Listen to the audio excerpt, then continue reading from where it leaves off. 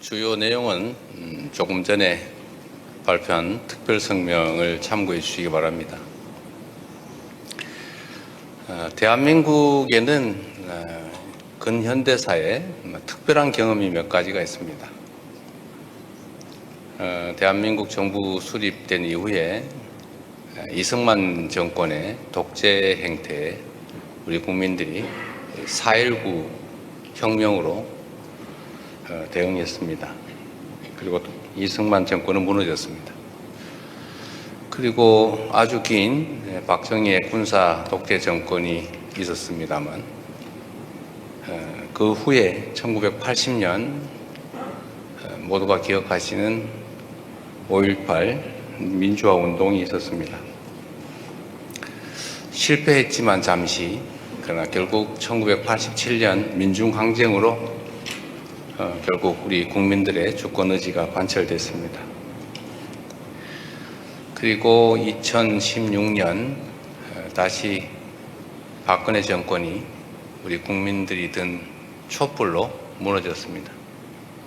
그리고 가장 최근에 2024년 12월 3일부터 시작된 우리 국민들의 빛의 혁명으로 전 세계가 놀랄만한 신이 쿠데타 진압 그리고 민주정부 수립이 이루어졌습니다. 한강 작가가 이런 얘기를 했죠. 죽은 자가 산 자를 구하고 과거가 현재를 돕는다, 이렇게 말했던가요?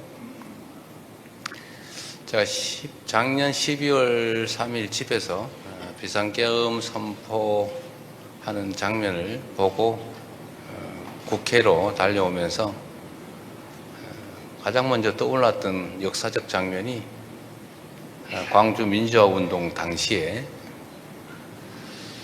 광주 계엄군들이 광주시청, 전남도청으로 쳐들어온다. 우리 광주 시민 여러분, 전남도청으로 모여주십시오 라고 방송을 했던 광주의 한 여성의 목소리가 기억났습니다.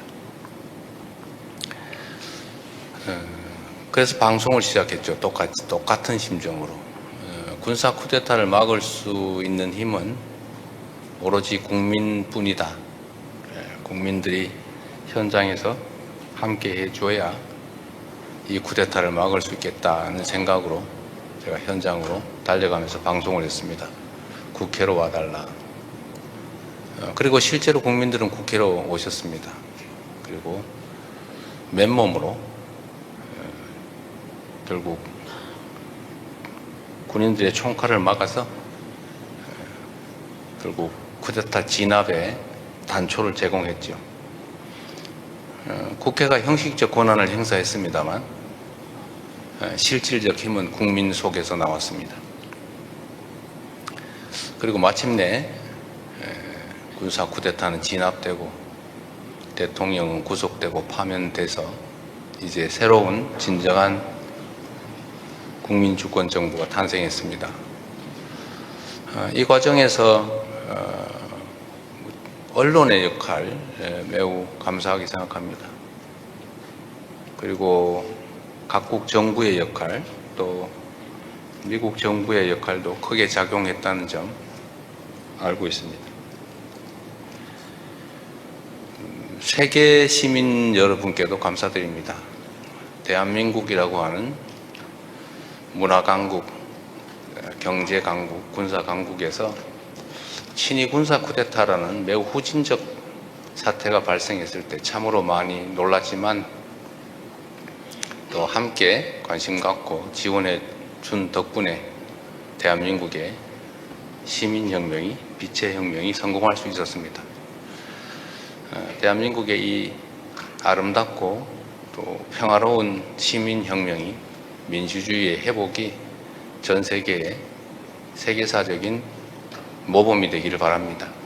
그리고 전 세계에서 민주주의를 위해서 싸우고 있는 세계 시민 여러분, 민주 지도자 여러분께도 감사와 동시에 응원의 말씀을 드리면서 희망을 가지시기를 기대합니다. 네, 고맙습니다. 네, 말씀 감사합니다. 오늘 이 자리는 민주주의 회복을 위한 1년간의 여정을 함께 돌아보고 외신 기자 여러분들이 궁금해하시는 부분들을 소상히 답해드리고자 마련되었습니다. 대통령님께 질문하실 분들은 손을 들어주십시오.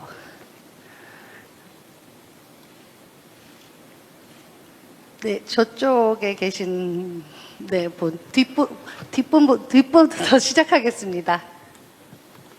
Thank you, Mr. President. One second. Oliver Hotham from AFP News Agency. I wanted to ask, South Korea's neighbors, China and Japan, are currently engaged in an escalating war of words after the Prime Minister Sanai Takaichi suggested her country could intervene militarily against the Chinese attack on Taiwan. Beijing has urged its citizens to avoid traveling to Japan, and a number of cultural events have been cancelled. Can you pledge your backing to Japan in this dispute? And if Taiwan were attacked by China under your presidency, would South Korea come to its aid? Thank you. 예, AFP 통신 올리버 핫만입니다. 먼저 대통령께 질문드리겠습니다. 지금 최근에 한국의 이웃인 중국과 일본이 서로 그 언쟁을 계속 격화되고 있는 언쟁을 벌이고 있습니다. 가령 다카이치 일본 총리는 대만 유사 사태 시 군사 개입도 언급을 하였고, 중국으로서는 일본과 관련된 문화 행사를 취소하거나 일본으로 가는 관광객 수를 줄이고 있습니다. 대통령께서 혹시 이런 상황에서 일본에 대한 지지를 공개적으로 언급하실 수 있으신지, 그리고 대만에서 유사 사태 시 한국 정부가 어떻게 할 것인지에 대해서 문의드리겠습니다. 대한민국 속담에 싸움은 말리고 흥정은 붙이라고 하는 말이 있습니다. 일본과 중국이 갈등을 겪고 있는데 우리가 한쪽 편을 들거나 그렇게 하는 것은 갈등을 격화시키는 요인입니다. 개인 간의 관계도 마찬가지고 국가 간 관계도 마찬가지지만 최대한 공존하고 존중하고 협력하는 것이 바람직합니다. 특히 동북아는 경제적으로 매우 활력이 있지만 또 군사 안보 측면에서는 매우 위험한 지역입니다.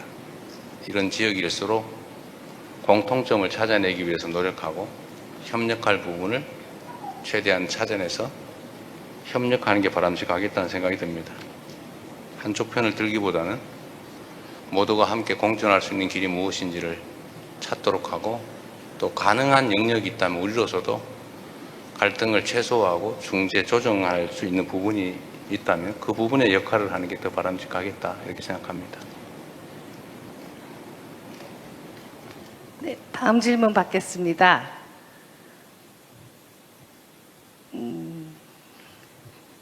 저 앞줄에 계신 분 소속과 성함을 밝혀주시기 바랍니다. 안녕하십니까, 대통령. 제 이름은 제도 캐럴 NK뉴스 CEO입니다. Kim Jong-uk sentenced to life of hard labor May 2014. Kim Kuk-gi, life of hard labor June 2015. Chae Chong-gil, life of hard labor June 2015. Ko Young-chol, sentenced in 2016. There are 3 other South Koreans who have not been named by North Korean media who have been detained in the same time. All have spent almost a decade now cut off from their families, and 3 successive presidencies, Yoon Suk-yeol, Moon Jae-in, Park Geun-hye, have failed to bring them home. At the same time, we've seen US detainees go home. We've even seen Japanese detainees go home. What is your message to the families of these South Korean citizens, and what are you going to do differently this time to help get these gentlemen home? Thank you. 예, NK 뉴스의 채도 캐럴입니다. 그동안 여러 명의 한국 국민들이 북한에 잡혀 있고 사례들이 많이 있습니다. 2014년, 2015년 등에 총 4명의 그 교화 노동형을 받은 한국 국민들이 북한에 잡혀 있고, 이외에도 이름을 알지 못하는 3명이 더 있습니다. 약 10명에 달하는 한국 국민들이 이렇게 북한에 잡혀 있는 상황이라고 보겠습니다. 그런데 북한에 잡혀 있었던 많은 미국 국적자, 그리고 심지어 일본 국적자들도 풀려나게 되었습니다. 그러나 이 상황에서 저는 대통령께 질문드리고 싶습니다. 이렇게 북한에 잡혀 있는 한국 국민들의 가족들에게 어떤 메시지를 드리실 수 있으신지, 그리고 전임 대통령들께서 이분들의 석방을 위해 석방을 달성하지 못했는데 대통령께서 다른 어떠한 노력을 하셔서 이런 석방을 만들어내기 위해서 노력하실지 여쭙고 싶습니다. 이 처음 듣는 얘기인데. 안보실장님 한번 얘기 한번 해보세요. 한국 국민이 잡혀 있다는 게 맞아요? 어떤 경위로 되어 있는지.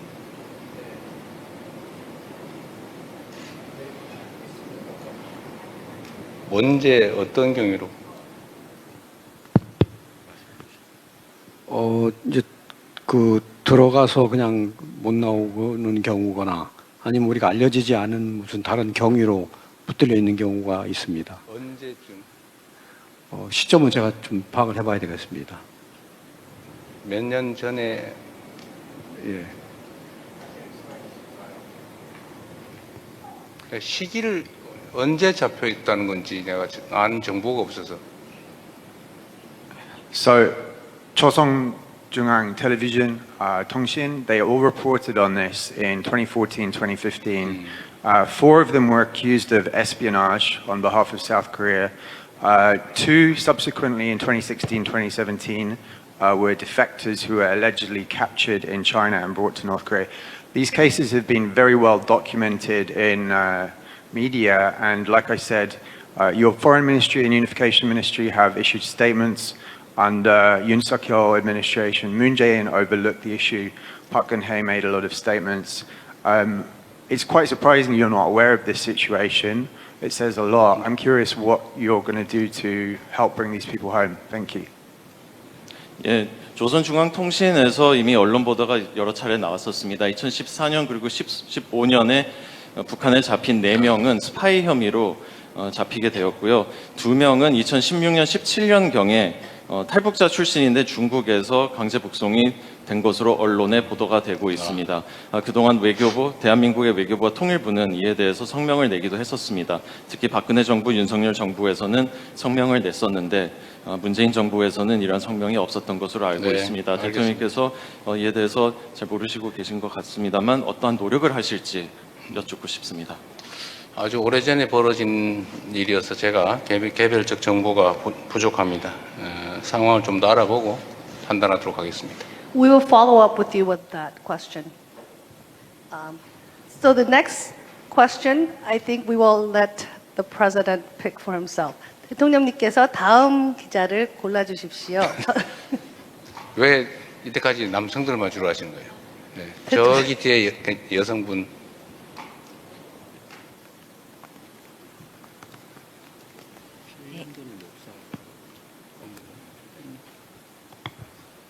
네, 안녕하세요. 로이터 이정윤 기자입니다. 미국 트럼프 대통령에게 페이스메이커 역할을 하시겠다 언급하셨는데요. 페이스메이커는 방관자가 아니고 오히려 경주 앞에서 뛰면서 결국 이길 선수를 리드하는 역할을 하지 않습니까? 대통령께서 혹은 우리나라가 북한 관련 페이스메이커를 위해 어떤 구체적 역할을 할 수 있다고 보시는지, 또 이런 역할 수행이 가능하다고 보시는 근거가 어떠신지 궁금합니다. 지금 현재 대한민국과 북한의 상태는 바늘구멍조차도 없는 상태입니다. 대화가 완전히 단절됐을 뿐만 아니라 대화 통로, 하다못해 비상 연락망까지 다 끊어진 상태입니다. 그리고 아주 짧은 시간이지만 북한은 우리 남측의 접촉 노력에 대해서 전적으로 거부하고 있습니다. 우리가 할 수 있는 일은 일방적으로 유화적 조치들을 하는 것 정도입니다. 예를 들면 아시겠지만 대북 방송을 중단한다든지 또는 단파 방송을 중단한다든지 오해될 수 있는 군사적 행동을 최소화한다든지 뭐 이런 것들이죠. 그리고 북한에 끊임없이 선제적인 제스처, 유화적 제스처, 이런 것들을 보내는 겁니다. 그러나 미국은 할 수 있는 게 많이 있죠. 그리고 아시겠지만 지금 한반도는 여전히 70년간 정전 상태인데, 종전하지 못하고 휴전 상태인데, 이 휴전 협정의 법률상 당사자가 미국입니다. 대한민국 정부는 그 정전 협정에 참여하지 못했죠. 아마도 그때 당시에 군사작전 지휘권을 미군에게 양도했기 때문이었을 것 같습니다. 뭐 지금도 비슷한 상황이죠. 그리고 북한은 체제 보존이 가장 중요한 또는 최종 과제인데, 이 체제 보존을 보장할 수 있는 것이 미국이지 대한민국은 주요 주체가 아니다라고 판단하는 것 같습니다.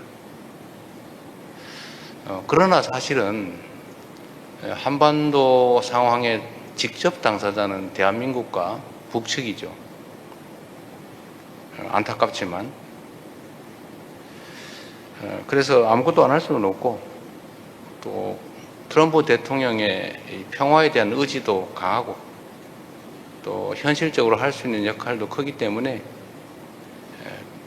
우리 때문에, 남측의 입장 때문에 북미 간의 소통이나 협력, 협상이 제한받지 말라. 그리고 북미 대화를 위한 제반 조건들 중에서 우리가 할 수 있는 최선의 협력을 해 나가겠다.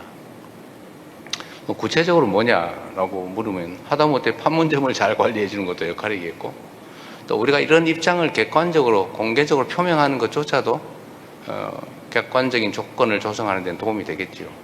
왜냐하면 뭐 통미, 복남이니 뭐 이런 형식적인 내용을 가지고 또 제한을 받기도 합니다. 그러지 말라는 겁니다. 저는 북미 간의 관계가 개선되는 것이, 또 먼저 개선되는 것이 한반도 문제를 해결하거나 또는 문제를 완화하는 데 도움이 된다라는 게 제 판단입니다. 이번에 에이펙 계기에서도 미국 트럼프 대통령은 김정은 위원장을 만나기를 원했고 또 기대도 했습니다만 잘 안 됐죠. 또 뭐 상황이란 언제나 변하는 것이니까 언제든지 소통하고 협력할 수 있도록 우리가 객관적인 상황들을 최대한 조성해 나가겠다. 한미 연합훈련 문제도 뭐 그 중에 하나겠죠. 대화 여건 조성에 필요하다면, 또 미국이 전략적 레버리지가 필요하다면 뭐 그런 문제들도 충분히 논의하고 고민할 수 있다라고 해줘야 미국도 아마 북한과 협상 또는 대화의 문을 여는 데 도움이 되지 않을까 싶습니다.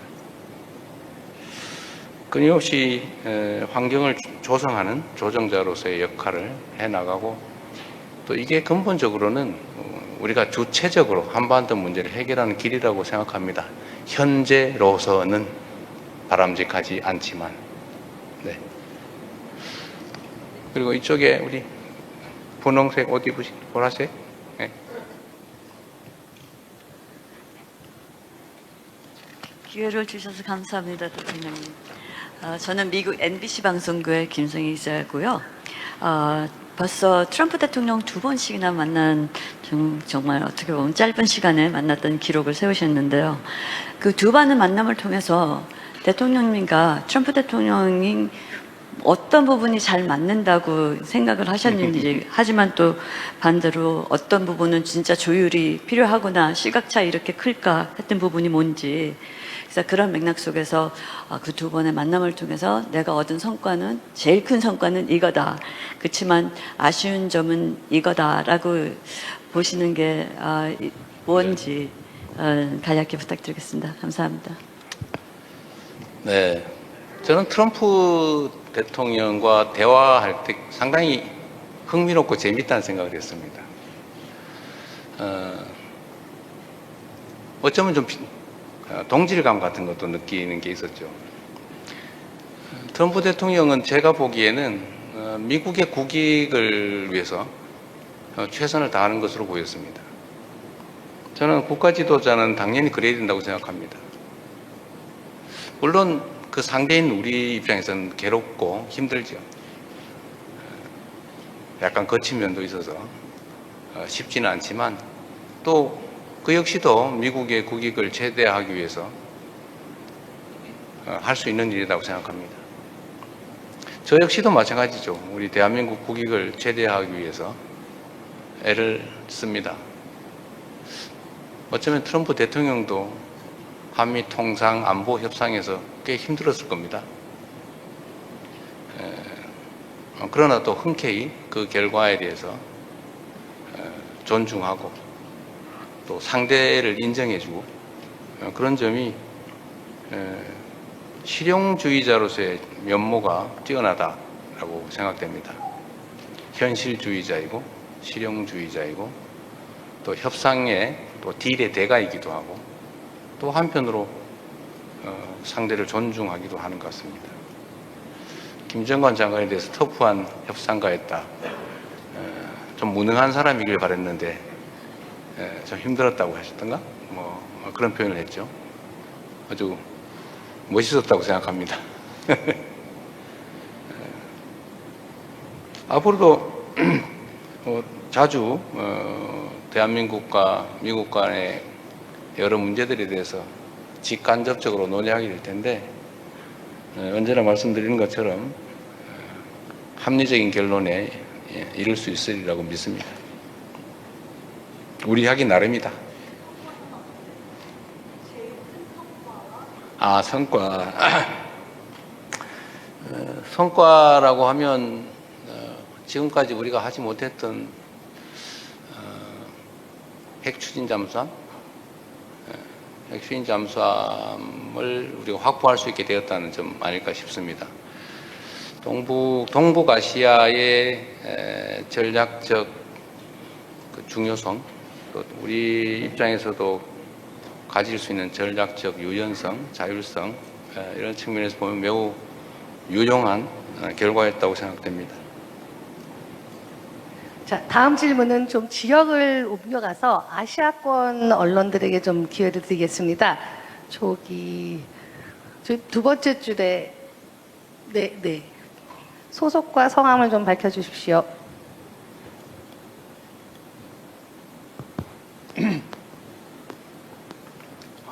네. 저는 일본 아사히신문의 가이스라고 합니다. 잘 부탁드립니다. 저는 한일 관계에 대해 몇 가지 여쭤보고 싶습니다.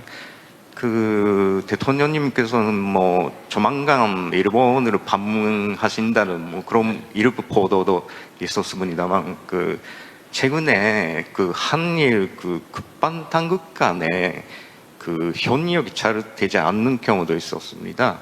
그리고 사독한산 문제도 아직은 한일 간에 의견이 일치하지 않는 부분도 있다고 생각합니다. 이러한 문제를 어떻게 극복하고 앞으로 한일 관계를 어떻게 해 나가실지 궁금합니다.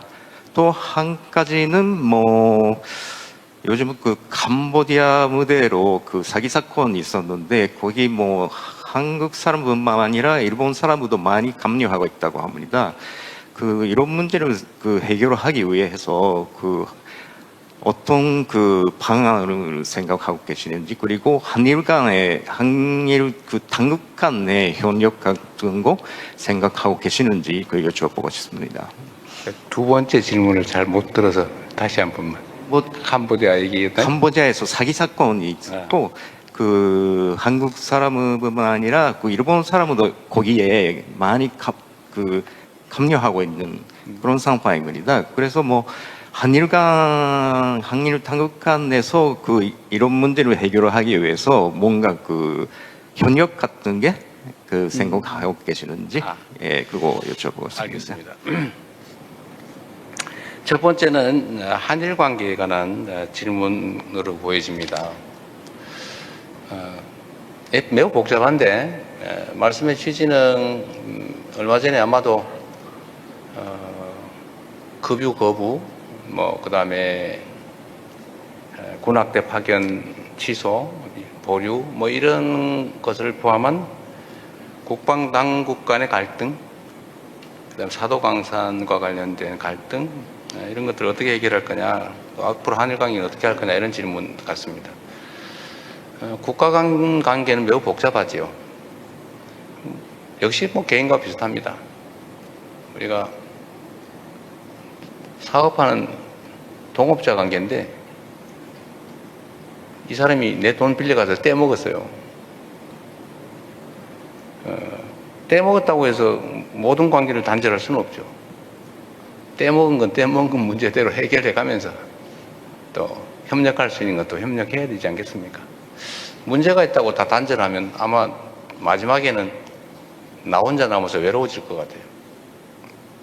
저는 한일 관계도 그렇다고 생각합니다. 아주 가까운 이웃이고 뗄래야 뗄 수 없는 지리적 관계, 또 역사적, 문화적, 사회적, 경제적 관계를 맺고 있습니다. 협력할 게 많습니다. 미국과 중국도 엄청나게 갈등하고 심하게는 대결적 태도를 보이지만 또 다른 면에서는 협력하고 소통하고 그러고 있죠. 한일 관계도 마찬가지다. 우리가 독도를 둘러싼 감정적 갈등, 이건 현실적 갈등은 아니죠. 그 대한민국이 실효 지배하고 있는 명백한 대한민국 영토인데 그 누가 뭐라고 한다는들 뭐 상관 있어요. 사실은 모른 척하는 게 최고긴 한데 그러나 어쨌든 그것도 감정적인 요소죠. 사도강산 같은 과거사 문제, 이런 문제들도 사실은 그렇게 깔끔하게 해결된 건 아닌 게 분명합니다. 그러나 또 이것도 하나의 과제로 우리가 안고 있으면서 그것 때문에 다른 영역까지 다 연결시켜서 다 포기할 필요는 없다는 생각이 듭니다. 경제 교류나 안보 협력이나 민간 교류나 문화 협력 얼마든지 할 수 있어요. 우리가 협력해서 얻을 건 얻으면서 또 일방만 덕을 보는 게 아니라 호혜적인 입장에서 모두가 서로 도움이 되는 길을 찾아서 협력하고 또 해결되지 않은 미완의 과제들은 미완의 과제대로 이렇게 또 논의하고 조금씩 해소하고 해가면 되지 않겠냐, 그렇게 생각합니다. 한일 협력은 저는 계속 추진해야 된다고 생각하고 또 미리 말씀드렸던 대로 셔틀 외교는 계속해서 이번에는 제가 방문할 차례이기 때문에 우리 존경하는 다카이치 총리의 고향으로 가서 한번 한일 정상회담을 하고 싶다 말씀을 드렸고, 이번에도 제가 다카이치 총리를 만났을 때, 아프리카에서 만났을 때 서로 매우 반가웠고 또 한일 협력은 계속해 나가자고 또 합심해서 잘 됐습니다. 한일 관계가 긍정적으로 미래지향적으로 잘 되기를 바랍니다. 또 그렇게 노력하겠습니다. 캄보디아의 아마 스캠 사기 피해에 대한 공동 대응 말씀하시는데 아주 좋은 의견이십니다. 저는 일본은 별로 피해를 안 입고 있는 거 아닌가 생각했어요. 만약에 그렇다면 우리가 지금 전 국가 역량을 동원해서 이런 걸 보여주려고 하죠. 대한민국 국민에게 가해하면 그 이상을 잃는다. 분명하게 보여주려고 합니다. 지금 국정원이 지금 현재 상태로는 아마 상상하기 어려운 규모로 대응하고 있습니다. 검찰, 경찰, 금융기관 할 것 없이 대규모 대응 조직을 만들었는데 그 중에 한 과제가 국제협력입니다. 근데 같은 피해 국가들이 협심해 준다면 더 도움이 되겠죠. 지금 동남아시아의 이 범죄 집단 규모가 20만 전후라고 추정합니다. 20만. 아예 소규모 마을을 만들어가지고 아예 마을 통째로 범죄를 하고 있다고 하잖아요. 그리고 이제 일본 국민을 상대로 사기 행각을 하려면 일본 말을 잘하는 일본 국민이 필요하니까 반쯤은 유인하고 반쯤은 납치해서 이제 범죄에 가담을 시키는데 어쨌든 그냥 두면 계속 커질 것 같아요. 그래서 마약, 도박, 스캠, 사기 이 세 가지 국제 범죄는 국가 간 협력을 최대화해서 국제 협력이 꼭 필요한 분야라고 생각합니다. 같이 할 수 있으면 좋겠습니다. 감사합니다. 다음은 앞줄에 하얀 옷을 입은 여성분께서 계속 손을 들으셨는데. 네, 안녕하세요. 저는 홍콩 피닉스 TV 김지연 기자입니다. 저는 한중 관계 관련해서 질문을 드리려고 합니다. 얼마 전에 시진핑 중국 국가주석께서 한국을 국빈 방문하셨는데요. 대통령님께서는 이번 회담 이후에 한중 관계 어떻게 평가하시는지 궁금합니다. 그리고 한국과 중국이 어떤 분야에서 더욱더 협력을 심화할 수 있을 것이라고 기대하는지 궁금하고요. 또 얼마 전 지난 1년 계엄 이후로 대중 외교가 좀 멈춰져 있었는데요. 이번에 대중 외교를 복원하시면서 개인적인 소회도 좀 같이 부탁드립니다. 감사합니다. 네, 좋은 질문 감사합니다. 한일 관계도 그렇지만 한중 관계도 대한민국으로서는 매우 중요합니다. 물론 군사 안보 분야에서는 한미 동맹이 매우 중요한 기반인 건 분명합니다. 또 경제 부분에 있어서도 좀 전에 얘기했던 대로 안미 경중 이렇게 해서 뭐 경제는 중국, 뭐 안보는 미국 이렇게 또 양쪽으로 나누기도 지금 어려운 상황이 돼가고 있습니다. 네, 국제 공급망이 크게 재편되고 있고 또 진영 간 대결이 격화돼서 좀 대한민국 정책을 수립하는데도 매우 곤란한 점이 많긴 합니다. 그렇지만 역시 대한민국과 중국은 지리적으로, 경제적으로, 역사적으로, 사회 문화적으로 뗄래야 뗄 수 없는 관계입니다. 한중 관계를 안정적으로 잘 관리하는 게 우리로서는 매우 중요하죠. 협력 가능한 분야는 아무래도 문화, 경제, 뭐 민간 교류 이런 영역이 아닐까 싶어요. 그리고 동북아 안정을 위한 안보 협력도 함께 논의해야 되지 않을까 싶습니다. 저는 현재 상황을 안정적으로 유지 관리하는 게 중요하다고 생각해요. 갈등이 격화돼서 군사적으로 대결하는 국면까지 가는 것은 결코 바람직하지 않다. 누구에게도 그렇게 생각합니다.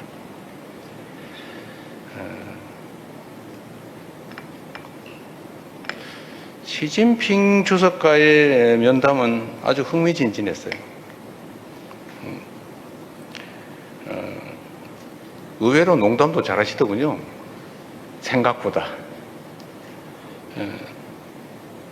한중 관계를 재설정하고 한중 관계를 새롭게 발전시키는 좋은 계기가 됐다고 생각합니다.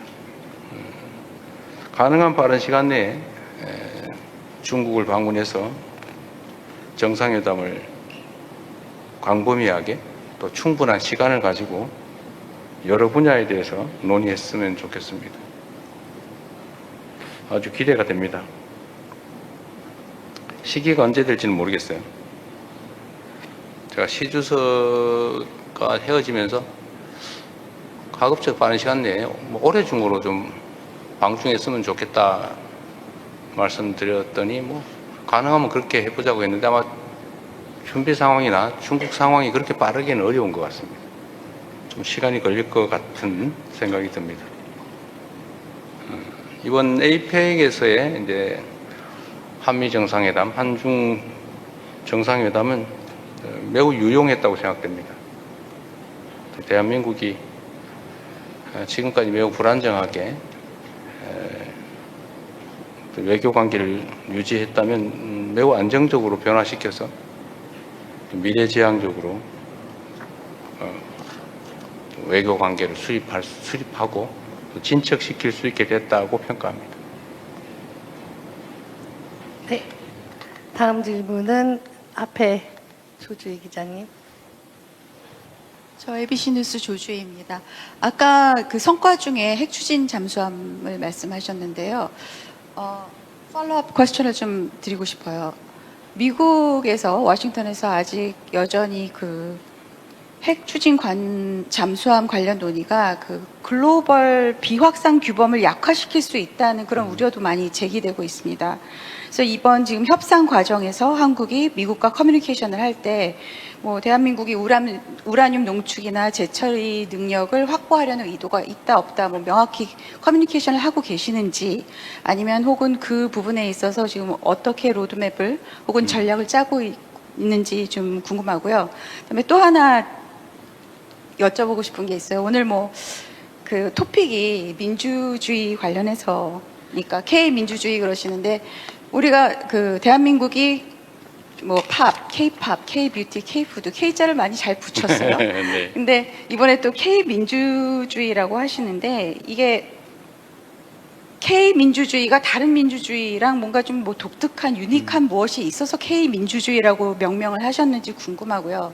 또 이거랑 관련해서 어제 제가 보니까 그 페이크 뉴스, 가짜 뉴스나 허위 정보에 대해서 좀 세게 조치를 취하자고 말씀을 하셨던 것 같아요. 그래서 태스크포스 팀을 좀 만들자 이렇게 하셨는데 뭐 의도는 좋지만 여기서 굉장히 중요한 거는 누가 이것이 가짜 뉴스냐 거짓 정보냐를 판단을 누가 하느냐인 것 같습니다.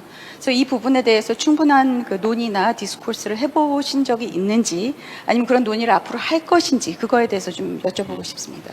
네. 질문이 3개나 되네요. Sorry. 좋은 질문 감사합니다. 우선 핵 관련된 입장을 좀 정확하게 정리를 해야 될 것 같아요. 여러 가지가 뒤섞여 있는데 하나는 핵 비확산 문제는 뭐 국제적 대원칙으로 존중해야 됩니다. 근데 핵 비확산이란 모든 핵 관련된 사업을 말하는 건 아니에요. 핵무기를 말하는 거죠. 핵무기는 더 이상 확산하지 않는다. 그런데 우리가 하는 예를 들면 원자력 발전소에 사용할 연료인 우라늄을 어느 정도까지 농축해서 스스로 사용할 수 있느냐, 아니면 농축은 금지되고 다 수입해야 되느냐. 일본은 농축을 하고 있죠. 예를 들면 일본에 핵이 확산됐다고 누구도 말하지 않습니다. 사용 후 핵 연료의 재처리, 뭐 일본도 하고 있죠. 그게 물론 플루토늄을 추출하니까 플루토늄을 추출해가지고 혹시 핵무기 만들지 않을까 우려가 있는지 모르겠지만 그런 식으로 얘기하면 아무것도 할 수 없게 되겠죠. 그래서 핵 우라늄 농축, 사용 후 핵연료의 재처리 문제는 비확산과는 직접 관계가 없다. 또 핵 추진 잠수함, 요거는 이제 군사 용도로 쓰는 거긴 한데 핵무기는 아니기 때문에 기폭 장치나 핵폭탄에는 해당되지 않기 때문에 역시 비확산 논란의 대상은 아닌 것 같아요. 우리는 비확산에 전적으로 공감합니다. 특히 북한이 핵무기를 보유하고 계속 증강해 가고 있는데 그에 대해서 반대하고 핵 없는 한반도를 추구하지 않습니까? 우리가 핵무장을 하면 핵무장 하지 마라, 핵무기 폐기해라, 더 이상 생산하지 마라 라고 말할 수가 없죠. 그래서 핵 없는 한반도 비핵화는 우리가 남북이 기본적으로 합의한 대원칙이기 때문에 거기에 벗어날 생각이 없습니다. 역시 또 한 가지는 한국이 핵무장을 하게 되면 핵 도미노 현상을 부르게 되겠죠. 한국도 했는데 일본도 하자, 뭐 대만도 하자, 거기도 했어 우리도 하자, 뭐 이렇게 되는 거 어떻게 맞겠어요? 또 한 가지는 핵무장은 엄청난 제재를 감수해야 됩니다. 국제사회 누구도 동의하지 않겠죠. 특히 한국과 원자력 협정뿐만 아니라 안보 조약까지 맺고 있는 미국이 절대로 승인할 리가 없죠. 핵무기 개발을. 이미 있는 전술핵도 다 철수했는데 결국 핵무장을 하게 되면 엄청난 국제 제재, 경제 제재 견뎌야 되고 그러면 이제 누구 얘기처럼 북한처럼 되겠죠. 과연 우리 대한민국 경제가 견뎌낼 수 있겠냐? 우리 국민들이 감내할 수 있겠냐? 그렇게 할 수는 없죠. 또 그럴 필요도 없죠. 우리 북한에 대한 군사력, 억지력 수준은 자주 말씀드리지만 대한민국의 국방비 현 지출 수준이 북한의 1년 총생산보다 1.5배가 많습니다.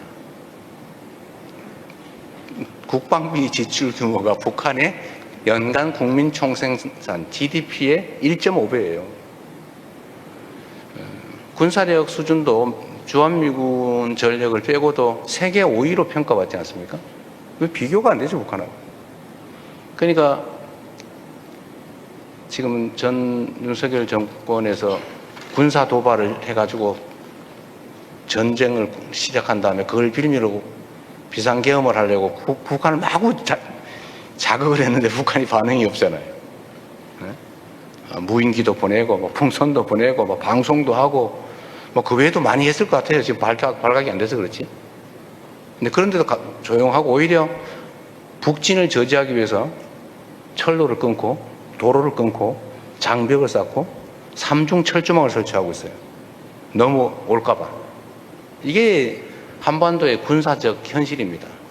이런 상태에서 굳이 경제 제재, 국제 제재를 감수하면서 핵무장을 한다는 것은 저는 비상식적인 행동이라고 봐요. 그래서 어제 제가 우리는 핵무장하지 않는다, 핵무장을 추진하지 않는다고 명확하게 말씀드렸던 겁니다. 말씀하신 것처럼 미국 일각에서 대통령은 이렇게 트럼프 대통령이 명확하게 핵추진 잠수함 건설 승인하겠다. 즉 원자력 협정을 바꾸든지 아니면 그 안에서 승인하겠다라고 입장을 명확하게 했어요. 또 핵 재처리 또 우라늄 농축은 그게 한국에서 하면 우리가 어디서 수입하냐 그랬어요. 우리 러시아에서 한 30% 수입합니다. 그랬더니 트럼프 대통령께서 그러면 그거 자체 생산하면 많이 남겠네. 그러면 동업하자 이래가지고 그럼 5대5로 동업하기로 하고 그 동업을 누구한테 맡겼어요? 러트닉한테 맡겼어요? 그런 얘기하면 안 돼요? 그렇게 편하게 얘기된 겁니다. 러트닉이 맡아서 한번 해보십시오. 이렇게 얘기했어요. 이건 보안 비밀은 아닌 것 같아서 얘기 드리는 거예요. 이게 잘 됐어요. 근데 이게 그럼에도 불구하고 이제 미국 정부 일각에서 약간 신중한 태도, 속도에 대해서도 약간 그렇게 서두를 필요가 있나 이런 태도라는 느낌이 들어요. 그 이유는 아마도 핵무장 우려 때문이 아닌가 생각을 합니다. 우리는 추측이 그래요. 그래서 우리가 명확하게 입장을 낸 겁니다. 우리는 핵무장할 생각 없다. 현실적으로 불가능하다. 해서는 안 된다. 라는 점을 명확하게 해서 전 세계에 우리가 핵무장을 할 필요도 의사도 없다라는 점을 분명하게 말씀드리고 오늘도 그 말씀을 분명하게 좀 드립니다. 그래서 이게 비약산 규범에 위반되는 건 아니다라고 정리할 수 있겠습니다. 두 번째로 K민주주의의 독특성, 유니크한 점이 뭐냐 이렇게 말씀하셨습니다. 대한민국은 말씀하신 것처럼 팝, 드라마, 무비, 푸드 등등 여러 측면에서 독특함을 가지고 있죠. 그리고 지금은 거의 개화해서 만개하는 상태라고 보이십니다. 만개해 가는 상태. 저는 이거보다 제가 K민주주의란 말은 제가 만든 말인데 대한민국 민주주의에 독특함이 있다. 특징이 있다고 생각합니다. 그게 뭐냐면 집단지성에 의한 평화적이고 아름다운 직접성이죠. 맡기지 않고 직접 행동한다. 행동하되 폭력적이지 않게 평화적으로 아름답게 한다. 그리고 포기하지 않는다. 그런 특성이 있다고 생각해요. 우리는 민주주의라고 하면 보통 배우는 게 그리스 아테네를 생각하죠. 아고라 광장을 생각합니다. 근데 그게 다 사라졌죠. 그 직접성이 다 간접 민주주의로 바뀌었습니다. 근데 우리는 끊임없이 직접 민주주의를 추구하죠. 그리고 외면하지 않습니다. 남의 일이라고. 참여하죠. 참여 욕구가 아주 강해요. 직접 행동해요. 행동하되 평화적입니다. 보통 우리는 집단 행동을 하면 딱 첫 번째 떠오르는 게 파괴 아닙니까? 방화, 파괴, 폭력. 원래 수천 수만 명이 모이면 첫 번째 벌어지는 일이 불 지르고 창문 깨고 가게 약탈하고 누군가가 폭행당하고 이런 장면이죠. 대한민국은 그런 전통이 아예 없어요. 80년 5월 광주에서도 군대가 먼저 총질을 했기 때문에 벌어진 일이지 시민들이 먼저 폭력행동하지 않았습니다. 87년 민중항쟁 때도 마찬가지죠. 그리고 보셨지만 그 후에 박근혜 대통령이 탄핵당한 촛불혁명 과정에서도 일체의 폭력행위가 없었습니다. 수십만 심지어 100만 명 이상이 모여도 길거리가 깨끗하잖아요. 청소 다 하고 가잖아요. 누가 하나 꼬지 핀 사람도 없죠. 이렇게 부서진 유리창 하나 없습니다. 그래서 그런 특징적인 요소가 있다고 보고 또 그게 또 성공했습니다. 지금 아마 세계사적으로 봤을 때 현실의 권력이 민중들의 무혈 평화 행동으로 그 권력을 끌어내린 사례가 제가 알기로는 그게 처음입니다.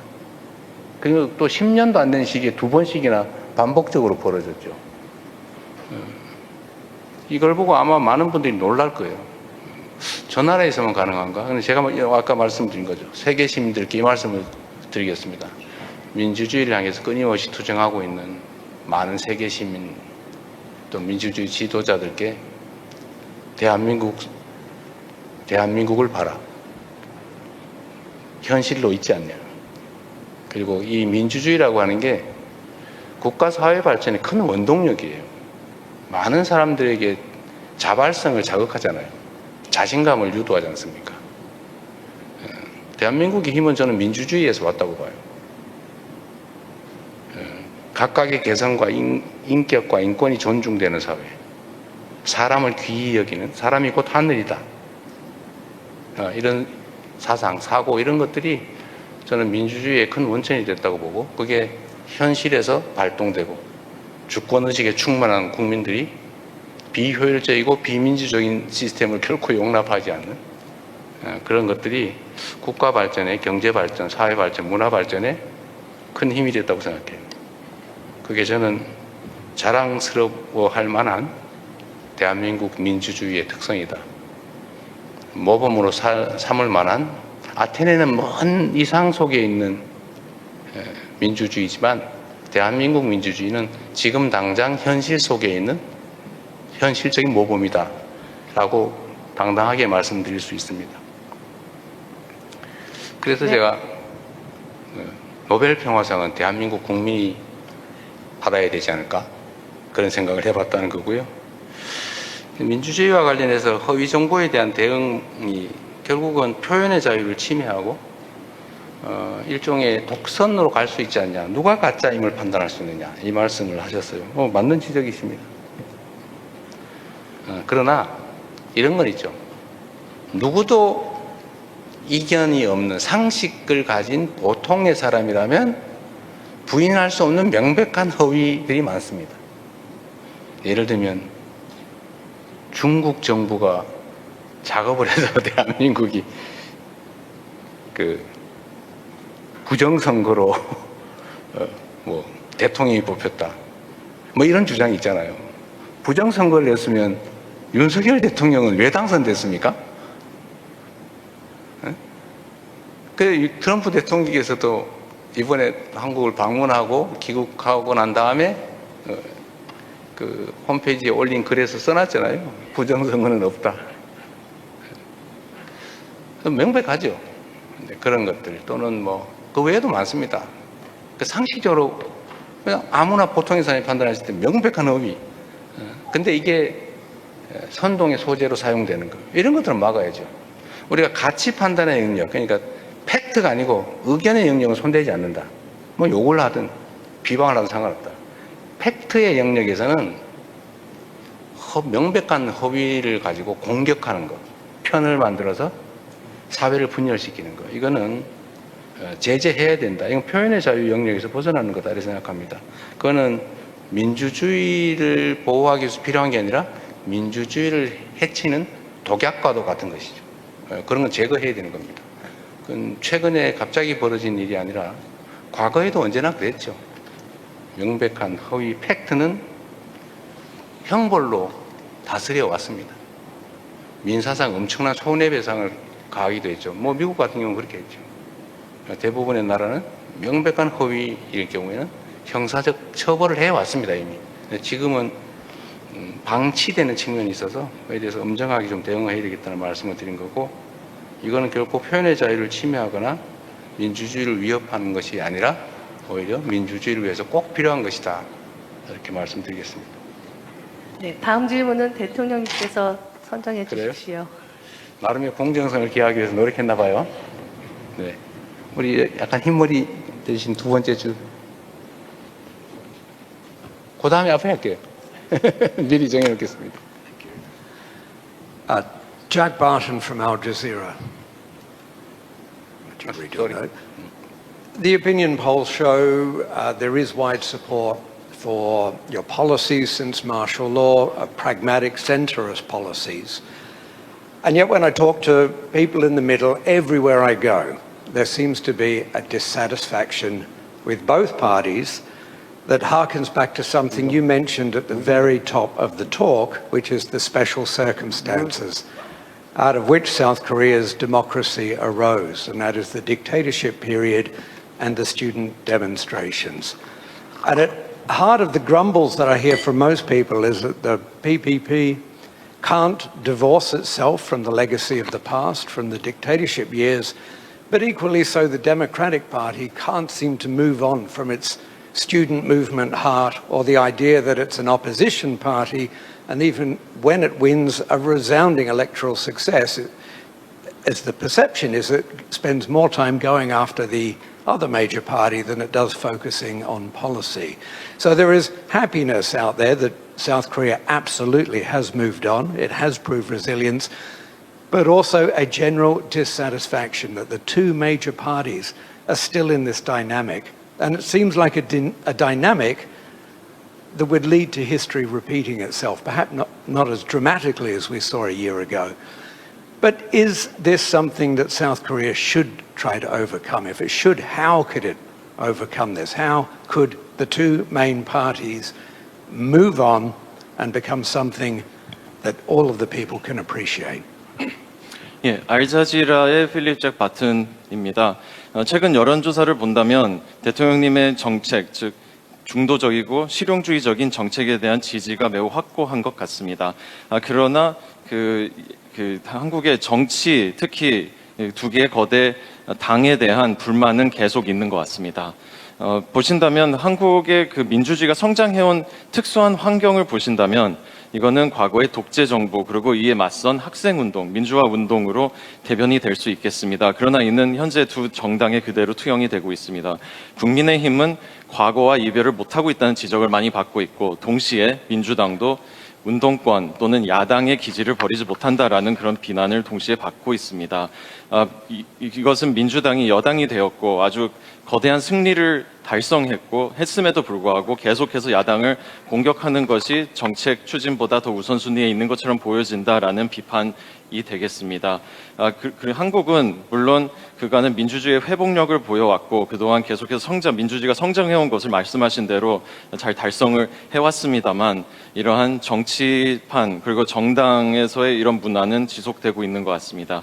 이러한 측면에서 역사가 반복된다라고도 볼 수 있겠습니다. 물론 1년 전 상황보다는 확실히 좋아진 것은 맞습니다.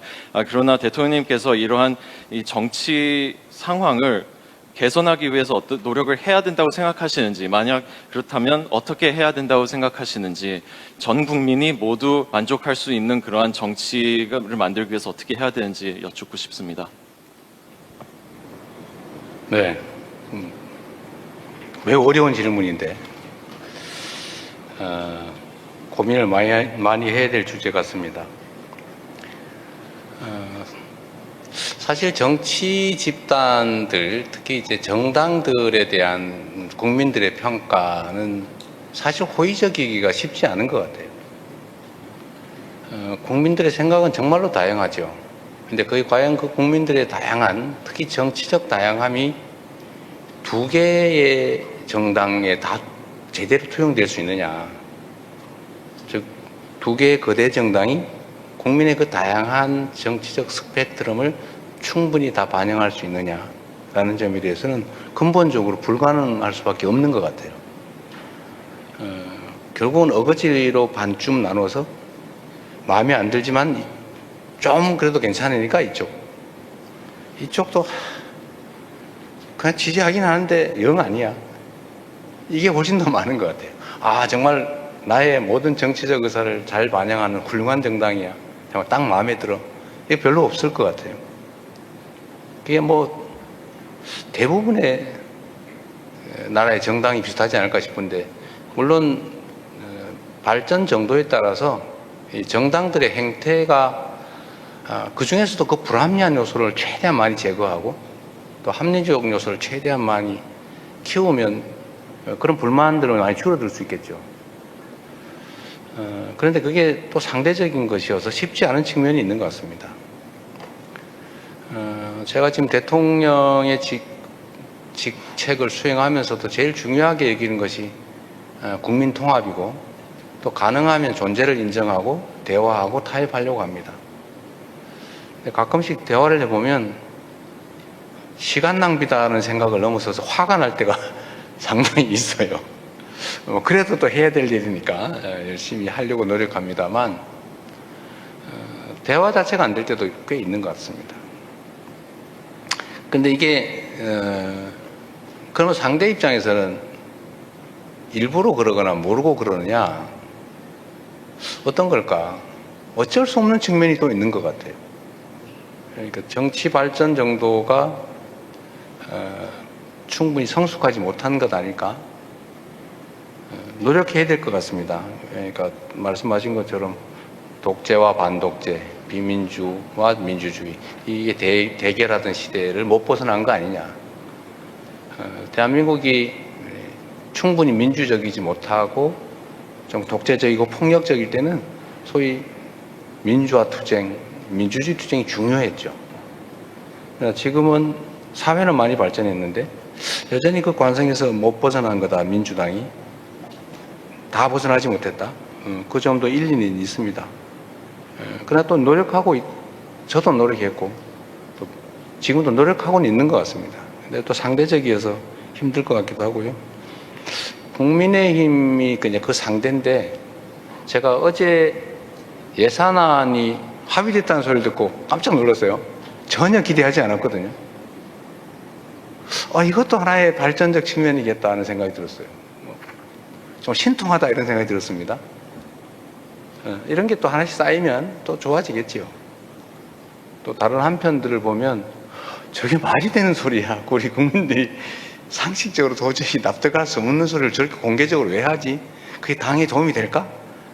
그 속으로는 차라리 정략적으로 정파적으로 생각하면 잘 됐다, 잘하고 있네 이런 생각이 들 때도 있습니다만, 뭐 제가 대통령이니까 그런 표현을 하면 물론 안 되죠. 그런 답답함도 있지만 또 한편으로는 또 개선되는 측면도 있는 것 같아요. 조금씩 바뀌고 있지 않을까. 또 바뀌려고 노력해야 되는데 참 말하기 어려운 질문이었습니다. 네. 그리고 예정된 대로 바로 앞에. 네. 안녕하세요. 전 싱가포르 방송 CNA 기자 임연숙입니다. But 제가 질문을 영어로 좀 하겠습니다. 아까 러시아 얘기를 하셔서 just curious. Since Russia and North Korea are growing closer and they have in the last year or two, would you consider asking Russia for help, President Putin, if it will help promote peace on the Korean Peninsula, to bring North Korean leader Kim Jong-un to the negotiating table?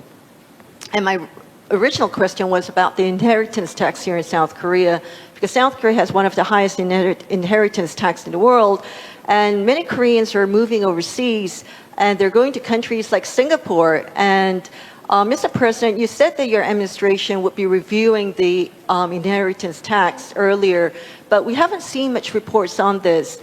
Just curious as to how the review is progressing, and Mr. President, what you think should be done, what South Korea can do to ensure that South Koreans don't go overseas because of the inheritance tax here in South Korea. Thank you. 예, 안녕하십니까. 싱가포르 CNA 이면숙 기자입니다. 두 가지 질문 드리겠습니다. 첫 번째는 러시아와 관련된 것입니다. 지난 1, 2년간 북한과 러시아는 계속 가까워졌습니다. 그래서 혹시 대통령님께서 한반도에서의 평화와 안정을 유지하는 데 도움을 받기 위해서 러시아 푸틴 대통령에게 좀 직접 이러한 그 언급을 하실 생각이 있으신지요? 이렇게 해서 북한이 대화 테이블로 나올 수 있도록 푸틴 대통령에게 직접 접근하실 생각이 있으신지이고요. 두 번째는 상속세와 관련된 것입니다. 아시다시피 현재 많은 한국인들이 해외로 상속세 등 세금 제도로 인해서 해외로 가고 있고 싱가포르도 많이 오고 있습니다. 그런데 이제 보다 많은 한국 국민들이 해외로 이주하는 것을 방지하기 위해서 세금에 대한 제도 개선을 노력을 현재 정부 내에서 하고 계신 것으로 알고 있는데 이에 대해서도 대통령 의견을 여쭙습니다. 우선 쉬운 것부터 먼저 말씀을 드리면 상속세제 문제는 매우 논쟁적이어서 어떤 게 더 효과적이냐라는 논쟁도 있지만 또 한 가지는 그게 과연 정의롭냐 하는 좀 가치 논쟁도 있는 것 같아요. 그래서 쉽게 얘기하기는 어려운데 하여튼 말씀하시는 그런 불합리한 측면들도 좀 있어서 좀 진지하게 고민해 봐야 될 부분인 건 맞습니다. 그러나 지금 단계로는 상속세 자체를 개편하는 것은 크게 본질적으로 개편하는 것까지는 고민하지 못하고 있어요. 고민해 보겠습니다. 러시아와의 관계에 대한 질문을 주셨는데 대한민국 입장에서는 러시아와의 관계도 매우 중요합니다. 그런데 지금은 러시아의 우크라이나 불법 침공, 국제법을 위반한 불법 침공 때문에 이제 국제 제재가 이어지고 있고 대한민국도 러시아에 대한 제재에 참여하고 있습니다. 사실은 상당히 갑갑한 상태가 돼 있죠. 일단 인도적 측면에서 세계 평화라는 측면에서 러시아 우크라이나 전쟁이 조속하게 종료되길 바랍니다. 너무 많은 사람들이 죽어가고 있어요. 너무 많은 사람들이 파괴되고 있습니다. 전쟁은 어떤 경우라도 피하는 게 맞습니다. 제가 자주 말씀드리는데 전쟁에서 이긴다는 게 무슨 큰 의미가 있겠어요. 싸우지 않고 이기는 게 더 중요하고 진짜 중요한 것은 싸울 필요가 없는 상태, 평화를 구축하는 것이 정말로 중요한 과제고 가장 바람직한 안보다 이렇게 생각합니다.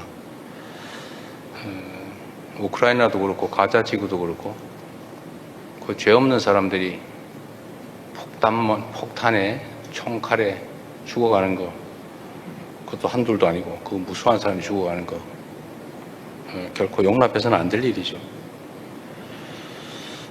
그러나 뭐 그것도 우리의 의지와 관계없이 벌어지는 일이어서 안타까운 마음으로 지켜보면서 어떻게든지 세계 평화, 특히 그 중에서도 동북아 안정이 정말로 중요하다는 생각을 합니다. 그러기 위해서는 끊임없이 대화하고 소통해야죠. 그리고 협력할 건 협력하고 또 싸울 때는 싸우더라도 더 비정상적 관계로 가지 않게 하기 위해서 조금 더 나은 상태로 만들기 위해서 끊임없이 노력해야 됩니다.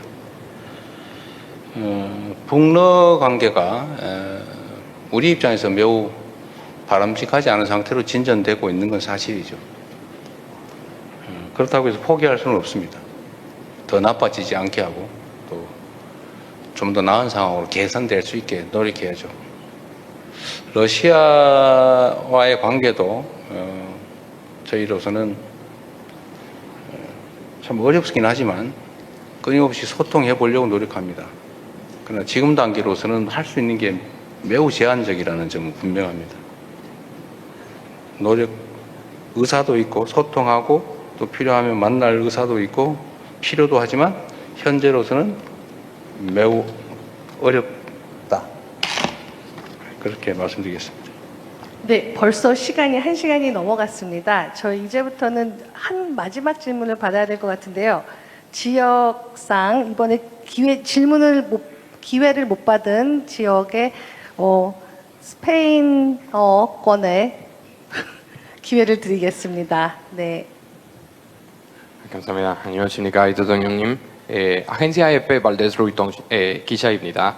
I'm going to make my question in English. Thank you for the conference today.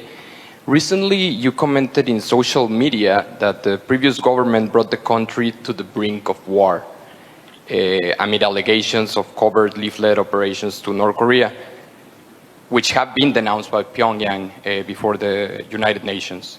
My question is, would your administration consider issuing a state-level apology to Pyongyang for these actions as a way to help to reduce tensions? Thank you very much. 예, 안녕하십니까. 스페인 EFE 방송입니다.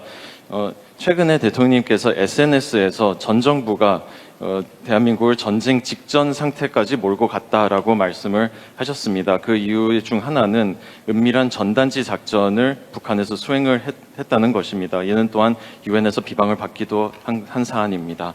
그러나 이와 관련해서 대통령님께서 북한과의 긴장을 완화하기 위해서 국가 차원의 사과를 하실 생각이 있으신지 여쭙고 싶습니다. 어떻게 제 마음속을 들여다보고 그런 질문을 하신지 모르겠어요.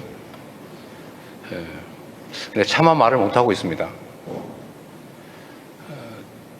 저는 사과해야 되지 않을까 생각을 하면서도 자칫 잘못하면 이게 소위 우리말로 하면 종북몰이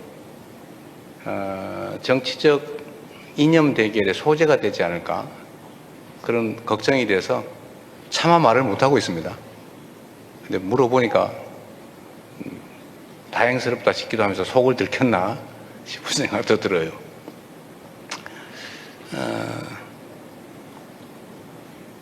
그냥 이 정도로 끝내겠습니다.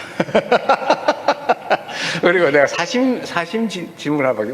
제가 아는 외신 기자 몇 분 안 계신데 우리 최상훈 기자 한번 아까 손 드신 것 같아서 제가 사심을 한번 발휘하도록 하겠습니다. 기회 줘서 감사합니다. 뉴욕타임즈 최상훈 기자입니다. 좀 디테일한 질문을 두 가지만 드리고 싶은데요. 좀 전에 말씀하실 때 그 핵농축 관련해서 한미 간에 동업하기로 이야기가 있었다고 말씀하셨는데 그 한국 정부는 그 핵 연료 주기 말할 때 농축이라든지 재처리, 그 시설이 문제가 대두가 될 것 같는데요. 한국 정부는 농축과 재처리 시설이 한국 내에 설치가 되어서 운영이 되어야 된다고 생각하시는지 궁금하고요. 핵잠 관련 말씀도 하셨는데 원자력 잠수함 그거는 어디에서 만들어야 된다고 대통령께서 생각하십니까? 감사합니다. 네. 농축 재처리 문제는 우리가 자율적으로 할 수 있다면 뭐 장소는 크게 문제는 아닐 것 같은 생각이 일감으로 들긴 합니다. 그런데 그걸 해외에 둘 거냐 국내에 둘 거냐 그건 2차적인 문제 같아요. 우리의 자율적 권한으로 할 수 있냐 없냐. 지금은 손도 못 대게 돼 있으니까 그래서 원료는 사오고 사용 연료는 막 계속 쌓아두고 있죠. 지금 쌓아두는데 지금 넘어가려고 그래요. 너무 많아가지고.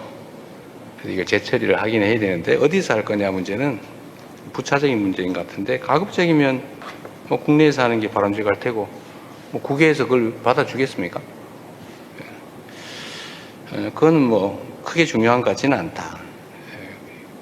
두 번째, 핵잠수함 건조 장소 문제는 트럼프 대통령께서는 뭐 미국 제조 부흥 측면에서 미국에서 필라델피아 조선소에서 하는 게 어떠냐 이렇게 일단 말씀을 하셨습니다.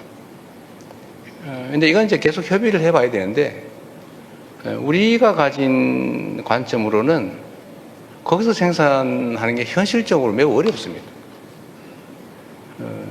그렇게 쉽게 할 수 있으면 지금 미국이 잠수함 건조 역량이 사실 매우 제한적이잖아요.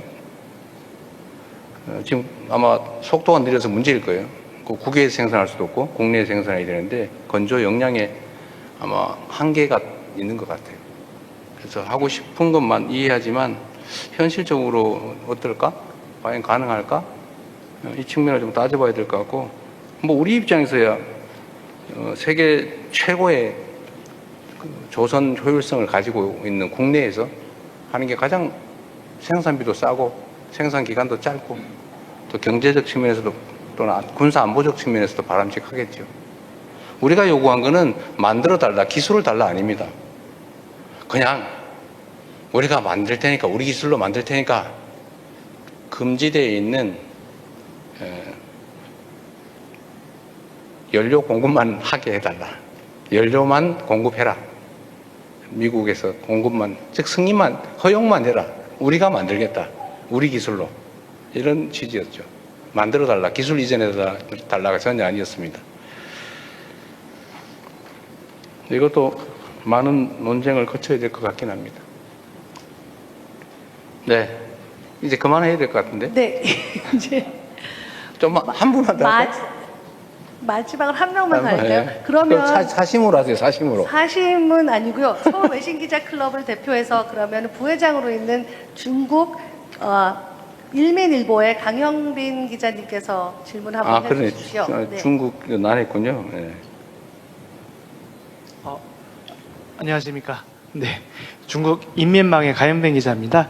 저는 질문은 좀 아니고 저희 외신기자 클럽 저희 이제 회원분들을 대표해서 이제 몇 가지 말씀만 좀 드리도록 하겠습니다. 우선 오늘 이렇게 그 외신기자 회견을 마련해 주신 우리 이재명 대통령과 그 해외홍보 비서관실에 이러한 자리를 마련해 주신 데 대해서 저희 외신기자 클럽 회원들을 대표해서 감사의 말씀을 먼저 드리겠습니다. 이런 기회가 참 흔치 않기 때문에 저희들이 이제 오늘 여러 가지 질문을 할 수 있었다라고 생각을 하고 있고요. 아울러 저희 그 외신 기자들이 한국에서 취재를 하는 여러 가지 환경에 있어서 여러 가지 애로사항들이 있고 또 에이펙 때에도 조금 이제 여러 가지 어려운 점들이 있었는데 물론 이제 해외홍보 비서관실에서 적극적으로 도와주시고 우리 홍보수석께서도 많이 도움을 주셔서 해결을 했습니다만 그래도 조금 이제 미진한 부분에 대해서는 조금 더 적극적으로 저희를 지원을 해주시면은 우리 대한민국에서 발생한 우리 이제 계엄을 비롯해서 이제 에이펙까지 저희 외신들의 역할이 조금 더 커질 수 있지 않을까 그렇게 생각을 합니다. 그런 부분에 대해서 대통령께서 좀 관심을 가져주시고 저희들이 취재를 할 수 있도록 많은 도움을 주시기를 클럽 회원들을 대표해서 말씀을 드리도록 하겠습니다. 고맙습니다. 네, 말씀 감사합니다. 이제 마무리로 대통령님의 마무리 말씀을 듣고 종료하겠습니다. 근데 중국 언론은 정말 질문이 없었던 것 같아요. 저분 한 분밖에 안 계세요? 여기 두 분 하셨습니다. 했어요? 네. 죄송합니다. 빠진 데 없죠, 그러면? 빠진 데가 없으면 여기까지만 하겠습니다. 외신 취재 지원을 좀 강화해 달라는 말씀은 그건 뭐 전적으로 당연히 그렇게 해야 되는데 좀 부족한 게 있으면 구체적으로 말씀을 하시고 지원은 최대한 해드리도록 하십시오. 언론의 역할은 정말로 중요합니다. 제가 이번 12월 3일 이번 내란 사태를 겪으면서 이제 떠오른 생각들이 몇 개 있었는데 뭐 가장 먼저 떠오른 건 역시 과거의 광주 민주화 운동의 상황이죠. 뭐 제가는 그때 목격하지도 못했고 언론 통제에 속아가지고 광주가 진짜 폭도들이 나라를 뒤집기 위해서 반란을 일으킨 걸로 알았어요. 폭동을 일으킨 걸로 알았습니다. 그래서 군대에 의한 무력 진압이 온당하다 이렇게 생각하고 저도 정부 그다음에 그 사이비 언론들이 속아가지고 그들을 편들어서 광주의 그 억울한 희생자 가족들을 비난했죠. 죽어 마땅하다. 왜 저거밖에 못 죽였나 뭐 이런 식의 주장에 동조했죠. 그래서 언론이란 정말로 중요합니다. 그리고 또 한 가지 생각은 당시에 작전 지휘권, 군대 이동에 관한 권한은 미군이 가지고 있었는데 어쨌든 공수부대들이 광주로 다 이동해가지고 학살을 자행할 때 저는 지금 그게 어떻게 정리되는지 모르겠지만 이 군대에 대한 지휘 권한을 가지고 있는 미국 당국이 최소한 방임, 동조 했다는 그 역사적 사실 때문에 한미 관계가 심각한 위기를 겪기도 했습니다. 반미 감정이 이제 재고되고 고조되고 요 근처에 있는 뭐 미 문화원, 상공회의소, 대사관 막 이런 데가 공격 대상이 되기도 했죠. 그래서 이번에도 사실 그런 점들이 매우 걱정이 됐습니다. 당시 또 한 가지는 참 광주 때는 모든 언론을 통제했죠. 근데 그 중에 외신 기자들, 사진 기자 활동이 아주 비밀리에 이루어져서 그게 이제 광주의 실상이 알려지는데 크게 도움이 됐어요. 그래서 이번에 근데 그런 생각이 떠올랐습니다. 그런데 이번에도 그런 점 때문에 어쨌든 제가 유튜브 방송을 통해서 많이 알려야 된다. 우리가 언론의 역할을 대신해야 된다. 그런 생각도 하고 또 미 대사관 또 미 당국하고도 연락을 많이 했어요.